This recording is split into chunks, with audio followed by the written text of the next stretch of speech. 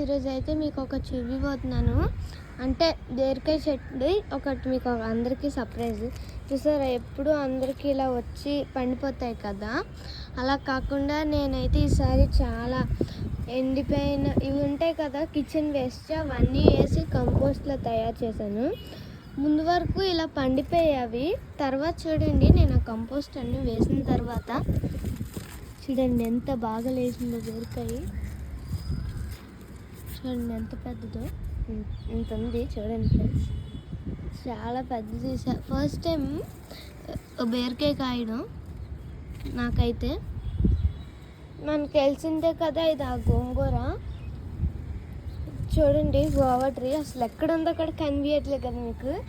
ఏంటి ఇదంతా చిక్కుడుకాయ చెట్టు, బీరకాయ చెట్లతో సహా అల్లేసాయి. చూడండి ఇదంతా చిక్కుడుకాయ చెట్టు, ఈ సైడ్ నుంచి ఇది బీరకాయ చెట్టు. చూడండి ఎలా అల్లుతున్నాయి చూడండి ఒక్కొక్కటిని. మనమే వెళ్ళొద్దాము కొంచెం. ఏమండి అలా వెళ్ళిపోతుంది స్టెమ్లోకి, మనకు తెలుస్తుంది కదా ఇక్కడ. అసలు దీని గ్యాప్ అనేది ఇవ్వట్లేదు. ఇదేమో బాగా ఎండిపోతుంది ఈ మధ్య. మొత్తం సపోర్ట్ అంతా దీని మీద ఉంచుకున్నాం కదా. ఇలా ఎండిపోయిన ఆకులన్నీ తీసేయండి, పాత ఆకులన్నీ, కొత్త ఆకులు వస్తాయి అప్పుడు.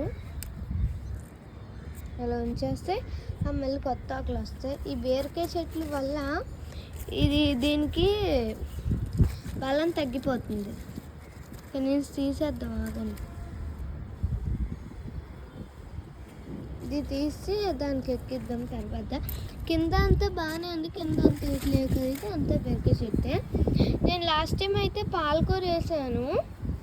చూడండి ఎంత బాగా వచ్చిందో, ఫ్లఫీగా చాలా బాగుంది ఆకు. చూడండి ఒకసారి మీరే, మొత్తం ఆకులు ఎంత బాగుందో ఫ్రెష్గా. ఇలా రావాలి ఫ్రెండ్స్ న్యాచురల్గా. నేను ఇందులో అయితే బీరకాయ చెట్లు వేసాను, అదే బీరకాయ చెట్లు వేసాను ఫ్రెండ్స్. ఇంకా కాకరకాయ కూడా అన్నీ వేసాను ఇందులోనే. తర్వాత సపరేట్ చేస్తాను కొన్ని రోజులు పోయాక పెద్ద అయితే అప్పుడు సపరేట్ చేద్దాము. ఇక్కడ చూసా కదా, నేను లాస్ట్ టైం కొత్తిమీర బీరకాయ సైడ్ని వేసాను. ఇవ్వండి ఇక్కడ బీరకాయ వేసాను, వస్తాయి, టైం పడతాయి. కొత్తిమీర బీరకాయ ఇవన్నీ వేసాం కదా. ఇక్కడైతే వంకాయ చెట్టు చాలా పెద్ద అయింది రండి. పిచ్చి మొక్కలంతా పీకియాలి, ఉంచుకోడు, బలం వాటికి వెళ్ళిపోతాయి సగం. ఇవన్నీ ఆ మొక్కలే, పీకుతాము తర్వాత. Okay bye friends. ఇలాంటి వీడియోస్ కాస్తే please subscribe @Navina92 channel. Please support our channel friends. Okay bye friends. Okay అందరికీ బాయ్. ఇలాంటి వీడియోస్ కాస్తే ప్లీజ్ సబ్స్క్రైబ్.